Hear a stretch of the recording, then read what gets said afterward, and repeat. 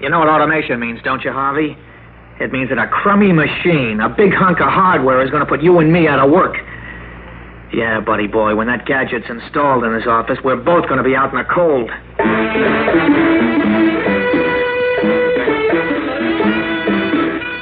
Theater 5 presents Charlie, the Beautiful Machine.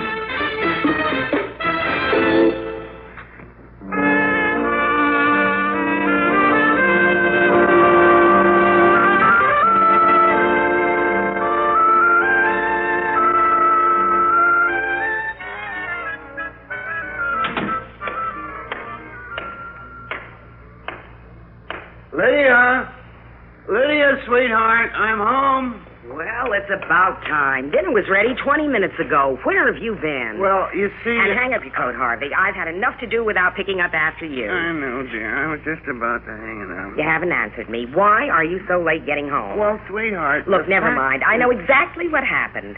There was a large crowd at the bus stop, and you let everybody in ahead of you. That's true. I never like to push. You know how I am. Oh, indeed I do, Harvey. You won't even stand up for your rights. Oh, but if you'd only be a little forceful, people would have more respect for you. Maybe so, Lydia, but that's the way I am. Now, there's a forceful character. Let him in before he breaks the door down. Oh, Wolf would never break the door down. I've trained him better than that. Hi there, Wolf, old boy. Come on in. Glad to see me, huh? I'm glad to see you, too. Oh, make him stop that noise. Quiet, Wolf. Quiet. Now heel. That's right. Sit. Good. Lie down. Good boy. You see, Lydia? He's licking my hand. That proves my point, Harvey. You stand up to that dog and he likes you for it. But when you first got him, you were afraid of him, and he knew it and took advantage of it. That's right. I even hated Wolf at first, but now I love him and he loves me. It's funny, isn't it? No, not at all. Authority always wins respect, but meekness gets you nowhere. And that doesn't apply only to dogs, Harvey. What do you mean? Well, take your boss, for instance. You're afraid of Mr. Killian, so he walks all over you. Now, Lydia, that isn't true. It is true, and you know it. You're as meek as a lamb down there at the office. But if you show a little gumption or speak up once in a while, Mr. Killian might even give you a promotion, or at least a raise in pay. Oh, I doubt that. It doesn't do Jack Warren any good. Jack's a real hothead. He talks up to Mr. Killian all the time, but it hasn't gotten him any advancement. He's still a plain clerk, just like me. Well, you're not Jack Warren, you're Harvey Bodmer. And if you take my advice, you'd stop being anonymous and let Mr. Killian know you're alive. I don't mean to argue with you, sweetheart, but you don't know my boss. The longer I stay anonymous with Mr. Killian, the longer I'll stay out of trouble.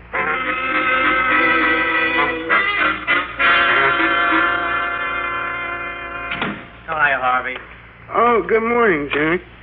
You're 5 minutes late. Do you know that? So I'm 5 minutes late, so what? If Mr. Killian knew, he wouldn't like it. No, we wouldn't, huh? Well, that's tough. If you ask me, Killian's a double-crossing creep. Shh, he might hear you. So let him. You realize that our big-hearted boss might soon be firing us out of this office? Jack, what are you talking about? What I said. You and I might be getting canned any day now. But what makes you think so? There was a rumor going around. I just heard it last night from a guy that keeps his ear to the ground. He said Killian is going to install a machine in this office, one of those human brain gadgets. Now, if that's true, Harvey, we'll both soon be looking for work. Oh, no, Mr. Killian can't do that. I need this job. Yeah, well, you and me both. Hey, Harvey, you look scared. I am scared. Aren't you? No, I'm sore. We've been working 11 years for Killian, and for what? Peanuts. And now it looks like he's going to dump us for a lousy machine. Well, we got to find out if it's true. Come on. Where? Well, to the boss's office for a showdown. Oh, no, Jack, I couldn't do that. Look, are you going to be chicken all your life?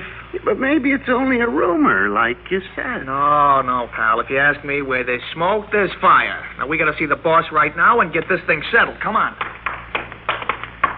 Gosh, I hope Mr. Killian won't be angry at us for breaking in on him. Nuts to that. We're the guys that ought to be angry. Come in.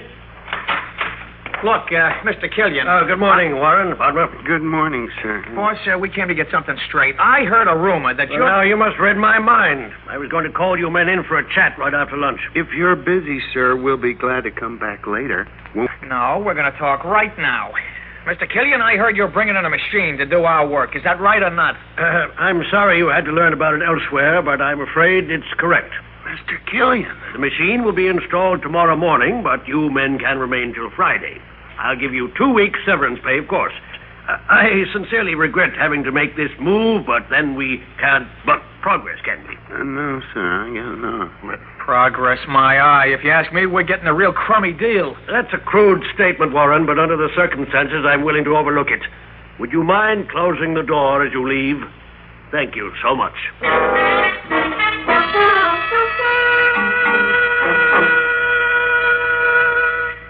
Well, men, here it is at last. A machine that can do the work of a dozen men in the twinkling of an eye. A masterpiece of technical ingenuity. A thing of beauty. Isn't it, Bodmer?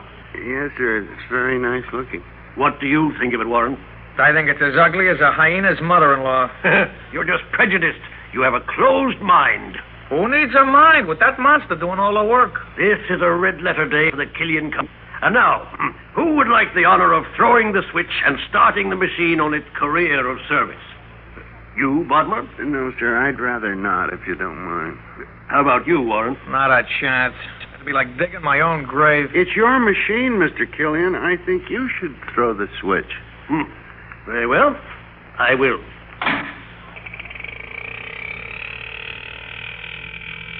Listen to it. Isn't that a magnificent sound?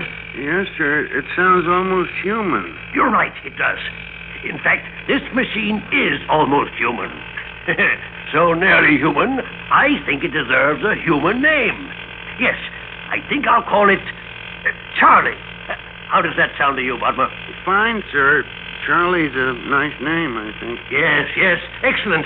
I'm going to call my wife and tell her about Charlie, the beautiful machine. Hey, you know something, Harvey? I think the boss has flipped his wig. Well, I guess we can't blame him for being excited. He says this thing is almost human. Oh, boy, I wish it was human. I'd take a hammer and beat its brains out. But it's here, Jack, and we gotta accept it. But you know something? I think I hate Charlie more than anything in the whole world.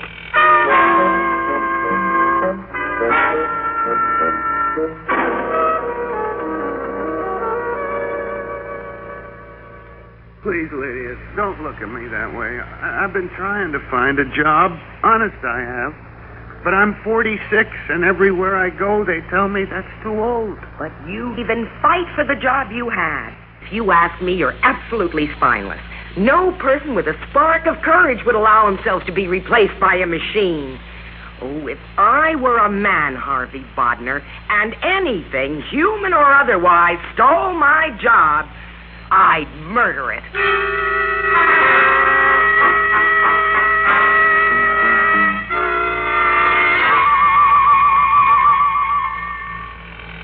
Murder a machine? Harvey, that's the screwiest thing I ever heard of. But that's what my wife said, Jack, and she really meant it. Well, I hate this machine's guts, but how could I murder it? That's crazy. Yeah, I guess it is. Charlie's nothing but a bunch of wheels and wires. Well, I wish he had a heart. I'd get a butcher knife and carve it out. You hear that, Charlie, you big bum? You hear what I said I'd like to do to you? Oh, boy. Holy mackerel, Harvey. Listen to me yelling at a machine. I must be losing my marbles. I don't know, Jack. I feel like yelling at him, too. But what's the use? You can't get through to him. Charlie pays no attention to anybody. He just keeps on doing his work. Yeah, and he never makes a mistake. That's what gripes me. Next to stealing our jobs, that's why I hate Charlie most. He's always so right. And he knows he's always right. That's what I hate. What do you mean you know he's right? How can you tell? Well, just listen to him and you'll understand. Be quiet and listen for about 5 seconds. Okay. I'm sorry, Harvey, but I still don't get you. All I hear is that same steady noise. It isn't exactly a noise. It's more of a self-satisfied hum. Well, pal, it might sound like a hum to you, but to me it's nothing but a loud noise, and it's driving me nuts. I still hate Charlie's inside. Well, I hate him too, Jack. But you know what? He's so doggone efficient, I've got to respect him. Respect him? Well, you're nuts. He's got no respect for you and me. No, I can't listen to him any longer. If the boss wants me, I'll be in the washroom. Okay, Jack. Well, Charlie, Jack's gone, and this is the first time I've had a chance to talk to you alone. It's on account of you we're losing our... I need this job because I'm middle-aged and can't find work anywhere else. And if I lose my job, I don't know what to do. My whole life will be ruined. So, please don't ruin my life, Charlie. Please.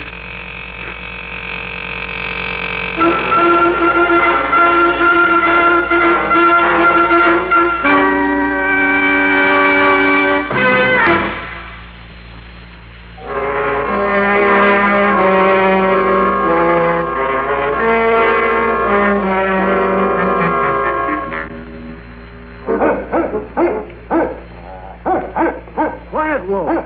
Silence. Good. Now sit. That's fine. Now stay. Stay there till I call you. All right. Come. Atta boy, Wolf. You're a clever, obedient dog. Harvey Bodmer, what on earth are you doing? I'm training my dog, Lydia. What do you think I'm doing? Well, it seems to me that instead of playing with a dog, you should be thinking about finding a job. Because unless something happens very soon, we won't be able to afford a roof over our heads. Then what'll we do? Then, my dear Lydia, we'll have to live without a roof over our heads. Harvey, you're being rude. No, I don't mean to be, Lydia. You're not talking to your dog. You're talking to your wife. So I suggest you change your attitude. Quiet, Lydia. Quiet. What? Silence. That's fine. Now sit. Good girl. Harvey, what in the world has got into you? Authority, my dear. Gumption. Well, that's fine, but... Quiet!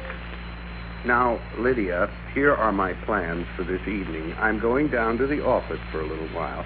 After I leave, I want you to take Wolf out for a walk. You got that? Yes, of course. I'll be gone for about an hour, and when I get back, I want you to have supper ready because I'll probably be hungry. Understand? Yes, Harvey. I understand. Okay, then. I'll see you.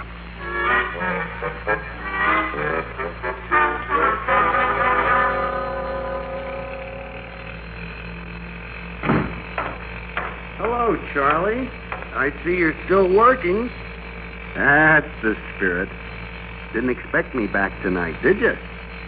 Well, here I am, and you and I have got the office to ourselves. I came down to have a frank, man-to-machine talk with you, my boy, and I'm not going to pull any punches. I've been doing some thinking, and believe me, I'm a changed character.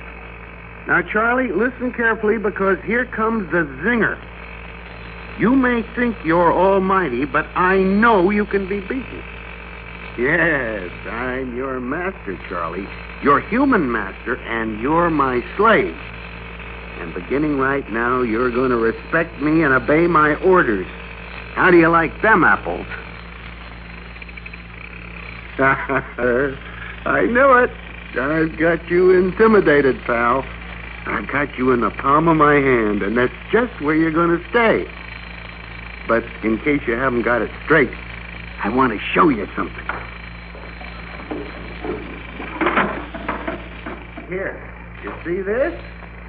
In case you don't know what it is, it's an 8-pound hammer. Any disobedience, and I'll slam it right through your rheostat. As a matter of fact, I think I'll give you a slight tap right now just to show you how it feels. Brace yourself, Charlie. Here it comes. Scared you, didn't I? Don't worry, Charlie. I was only bluffing. I'm not going to hurt you. Not this time, anyway. Now quit groveling and get to work. I'm going home to supper.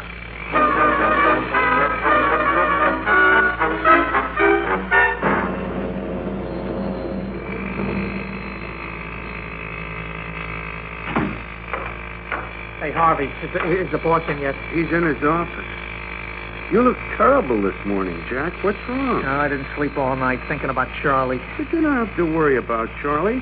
He's going to be all right. I've got him licked. You've got him...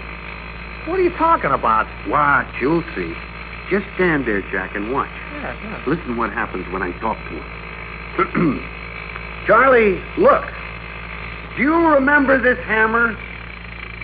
Yes, you're darn right you remember it. Now, how'd you like that slight tap I threatened to give you last night? Take it easy. I was only bluffing again.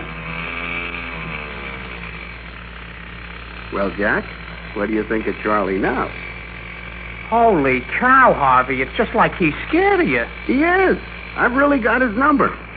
Podmer, Warren, what's happened to Charlie? What do you mean, Mr. Killian? He made a costly mistake during the night. I've been studying these tapes. They're completely incorrect. I knew this machine was a bust. Don't call the manufacturer. I want a repairman here in 10 minutes. No, Mr. Killian, we don't need a repairman. I know how to fix Charlie. Just leave me alone with him. I'll have him straightened out in no time. Well, all right. I certainly hope you know what you're doing. Come with me, Warren. Let's go over these tapes in my office. Yeah, sure, boss. Now, Charlie, I think it's time you and I had another private talk. In spite of what I told you about disobedience, you made a big mistake during the night, and now I'm going to eat you out. Mr. Killian says you're beautiful, but you know what I think? I think you're nothing but a big, ugly slob. Oh, feeling sorry for yourself, huh? Well, self-pity will get you nowhere. So listen to me, Charlie, and listen good. If you make one more mistake, just one, I'm going to murder you with this hammer. Understand? Oh, okay, we'll forget it. But this is your last chance. I like you when you mind me, but you gotta mind me, right? Oh, now cut that out. Quit slobbering all over me and get busy. Okay, Mr. Killian, you can come back now. Have you fixed him, Bodmer? Is Charlie all right? Yes, sir, he's fine now. He won't give us any more trouble. Oh, but this is amazing. What did you do? I had a little talk with him. You what? No, he's right, boss. This machine is scared of Harvey. No kidding. Scared of him? Nonsense. Show him, Harvey. Go ahead. Show him how you can handle Charlie. Okay. You ready, Mr. Killian? Of course. Go ahead. Charlie, this is Harvey K. Bodmer, your master. I will now give you commands which you will obey. My first command is stop. Bodmer. Hold it, Mr. Killian. Now, Charlie, start. I don't believe it. Now, Charlie, whimper. Good boy. Now pull yourself together and get back to work. Bodmer, this is a miracle. Miracle, my eye. This machine's alive, and I'm going to kill it. Put down that hammer at once. Don't you dare even threaten Charlie. Harvey, what's happened here? At first you hated Charlie, but now you're saving his life. Well, what's the idea? I don't know, Jack. It's hard to explain. Charlie respects me now, so I respect him. You respect a lousy machine? I think you're nuts. Oh, be quiet, both of you. We've got an emergency here. Charlie cost me a fortune, but he isn't working at all. What are we going to do, Bodmer? Tell me. Leave Charlie to me, Mr. Killian, and he'll make an excellent assistant. A team, huh? You, Jack, me, and Charlie all working together in this office. Agreed? Well, of course, if you say so. There's no need for anyone to leave. Now, sir, if you don't mind, I suggest that you get back to your duties. You're wasting time. Well, fine. You're a forceful man, Bodmer. I like that quality in an employee.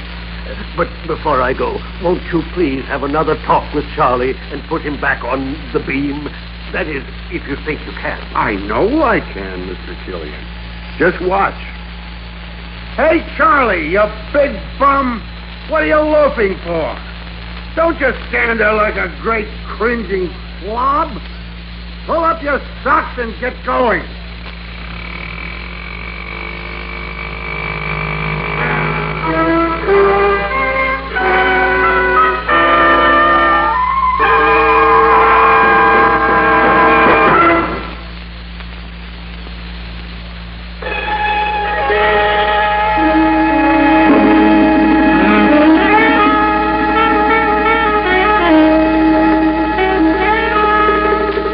Theater 5 has presented Charlie the Beautiful Machine, written by Albert G. Miller and directed by Ted Bell. In the cast, Johnson, Arlene Walker, Jack Grimes, and Arthur Anderson.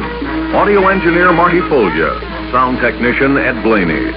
Script editor Jack C. Wilson. Original music by Alexander Vlastotsenko. Orchestra under the direction of Glenn Osser.